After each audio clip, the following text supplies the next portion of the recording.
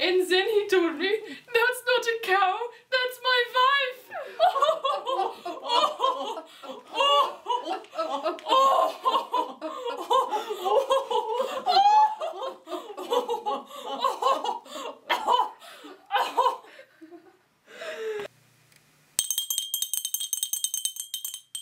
Must be the ladies. Oh, Scheiße. You know, Mary, we women need to work to transform society. So we're not judged solely by our gender, but by the quality of our work.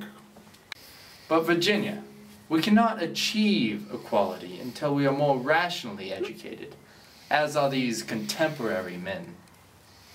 Yes, Mary, education is important, but women need the drive and ambition to achieve an education. I mean, look at us, we're self-educated women.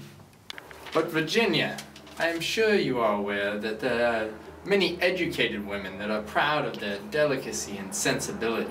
We must not have an ordinary transformation. It must be a radical transformation. A women's revolution. Exactly, Mary. The key role of the artist is to create a world whose validity stands independent of the testimony and personal life of the artist herself. A woman's writing must be impersonal and detached.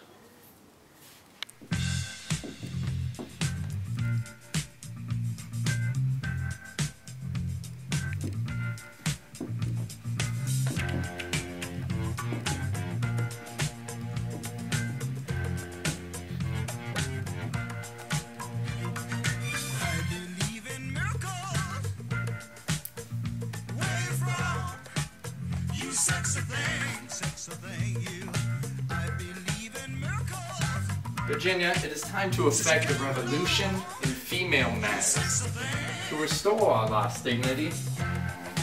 It is time we make ourselves part of the human species. I quite agree, Mary.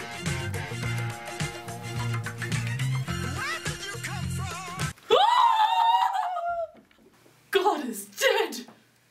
Oh, it's just you, Mary. Welcome to Nietzsche's house of wonder and Christmas cheer. So true. So true. Poetry in motion. Could you expand upon that, Mr. Coleridge? I most certainly will. Poetry brings the soul of man into motion. Its purpose is to pleasure. I quite disagree. That cannot be poetry. Absolutely not. Excuse me? You see, poetry is man continuously surrendering to something more valuable than himself. It is continual self-sacrifice, an extinction of the personality. Sure, a man might enjoy poetry, but poetry is created as a method of escaping emotion, not becoming further involved in it. Could you get me some chips, darling? Get your own damn chips. This is exactly why women have so much trouble transcending the position of second-class citizens. How can they be expected to work in the presence of dimwits such as yourselves? Women need to work away from the hostility of men. We're not meant to be knitting, embroidering, playing the piano. Get your own damn chips. So you play the piano. Hey, guys. I had a dream.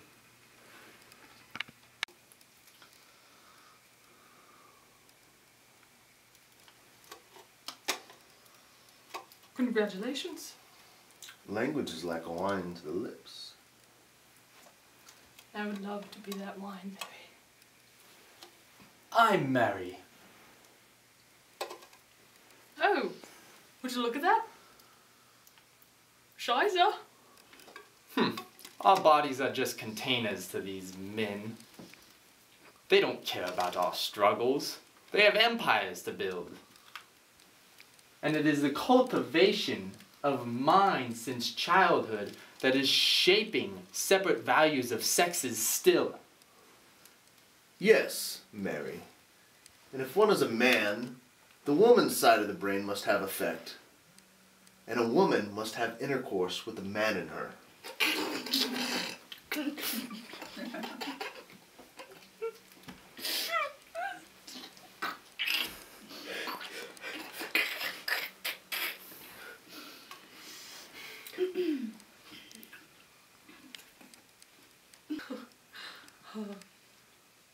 Scheiße.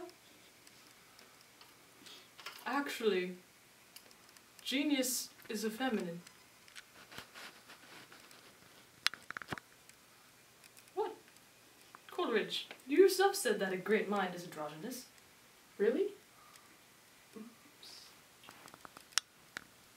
Whenever a cardinal problem is at stake, there speaks an unchangeable "this is I" about man and woman. For example, a thinker cannot relearn, but only finish learning. Only discover ultimately how this is settled in him. At times we find certain solutions of problems that inspire strong faith in us. Some call them their convictions. Later, we see them as steps to self-knowledge, signposts to the problem we are, or rather, to the great stupidity that we are, to our spiritual fatum, to what is unteachable very deep down. Are you agreeing with me? What makes you think that? Whoa, Mary! Whoa, Mary! Wow. Now that is fancy. Excuse me? What? What did you just say? That is fancy? No, no, no, no. That is incorrect. I'm sorry? Let's say there's an elephant's head on a camel's body. Now that's fancy. I don't understand. Perhaps we weren't meant to. What's that supposed to mean? Whatever it does mean. I don't see where you're going with this. Let me explain some more. Let's say you have this elephant and you chopped his head off with your mind and then attached it to an equally decapitated camel.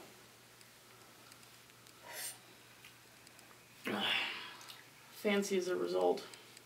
You see, Eliot, a man cannot be sure of any truth, as the true world is unattainable. See, for instance, Coleridge here. He appears to find Virginia rather stimulating.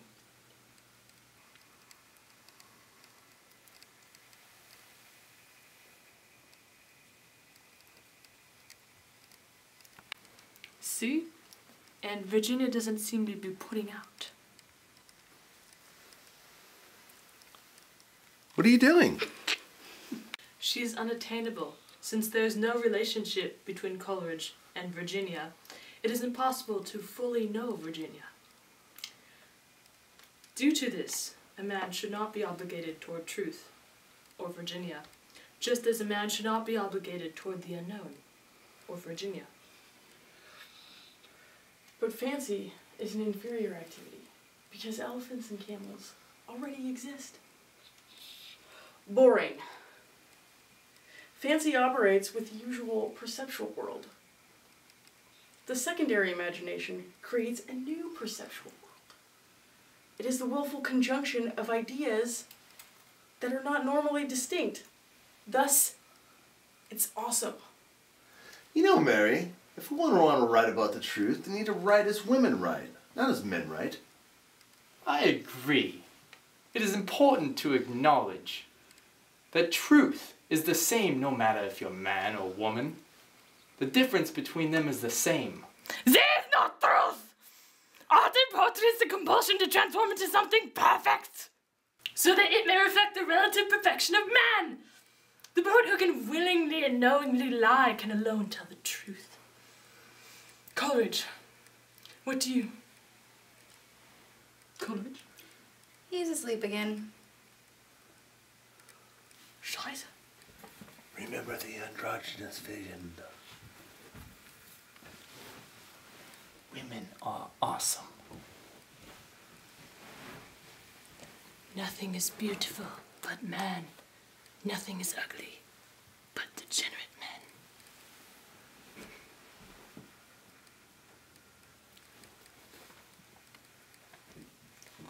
Poetry's value is its fitting in with the existing order, timeless and temporal, and the poet is like a finely filiated platinum introduced into a chamber with oxygen and sulfur dioxide for emotions and feelings. When mixed in the presence of the platinum, the poet, they form sulfurous acid, but the platinum is unaffected and the newly formed acid has no trace of platinum. And Do you honestly think he's going to remember that? I do.